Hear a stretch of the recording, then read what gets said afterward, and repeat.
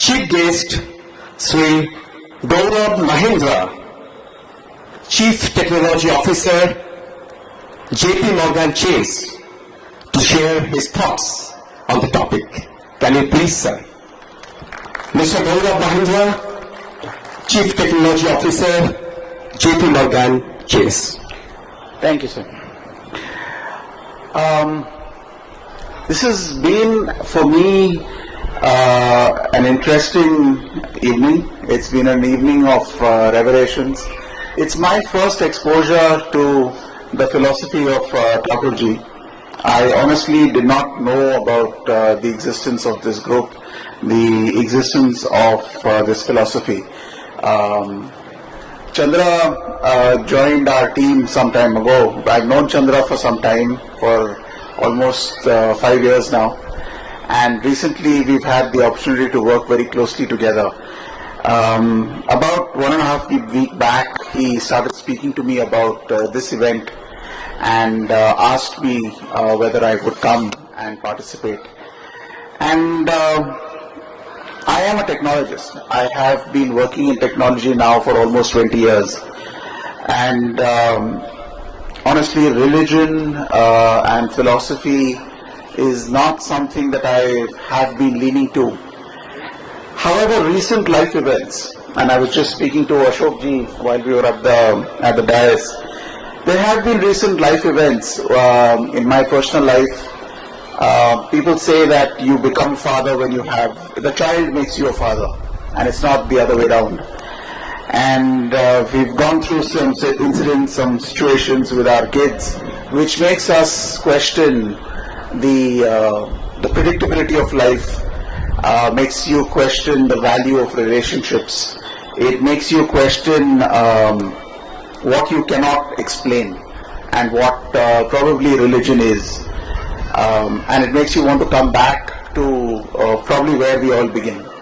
I think a lot of us as children begin life when we start getting conscious of our relationships, our families, when we are invariably together in our own version of a temple, a church, or mosque, something in front of a God where the family is together and thanking God for how well life is going or good things about it, and or unfortunately when you are requesting God for help. And that's a memory that stays, I think, in every child's memory as the first real family bond.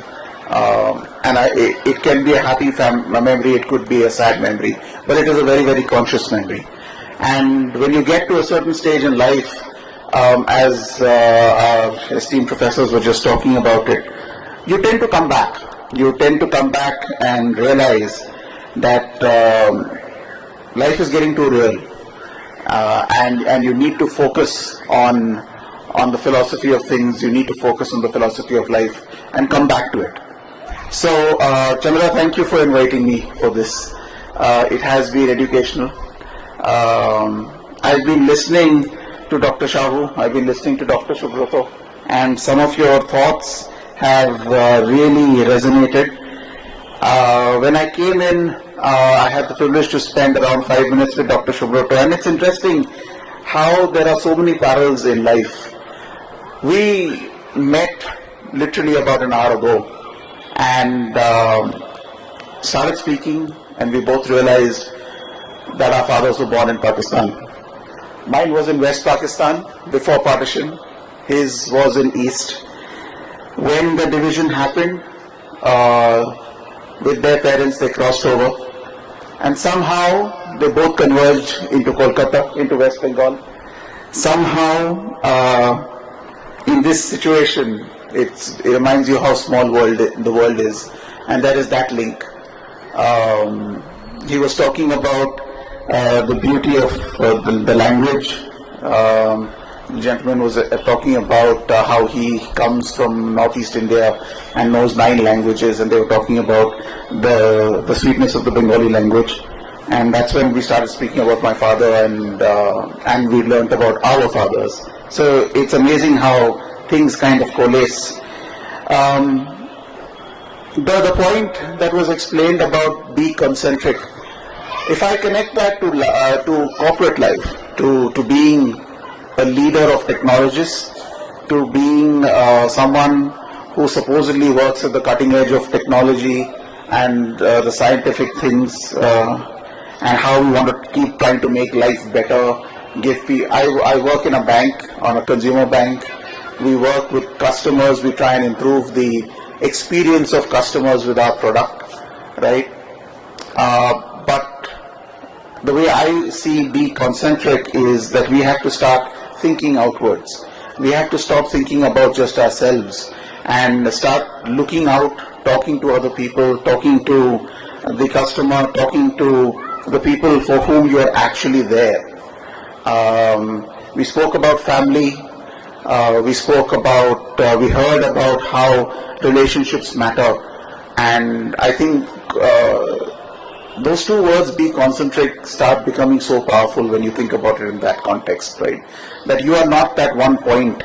Dr. Subrata spoke about the Big Bang Theory, and recently I've been reading up a little bit on, again, the philosophy of Hinduism, the Ramayana, and there is that concept of Ekam, where we speak about the supreme oneness or the supreme unity that comes. And it's amazing how it all coalesces. He spoke about Dr. Einstein, where Dr. Einstein, he is the representative of science with his theories of relativity, and yet he says there is no science without religion. So it is interesting to hear how people are coming back and realizing, as was said, God is good for you. There is no life without that part that you don't understand. There is no life without accepting that you don't need to understand everything. And I think from a personal technology standpoint, it is something that again resonates, because you can't explain everything. You can't have a scientific reason for why some things happen, even though you put in the best of your efforts. There is always the fear of failure. There is always the anxiety that comes with success, whether that success will continue, whether it is forever. But you learn to live with it. You learn to get on, and as Ashokji was explaining to me, I was talking to him about, or I interpreted it as, so Thakurji or God gives you a second chance. And he kindly explained to me, it's not a second chance. It's about realizing that there is always another chance. It's not just the second one. There is no end to it. You just have to recognize it and accept it.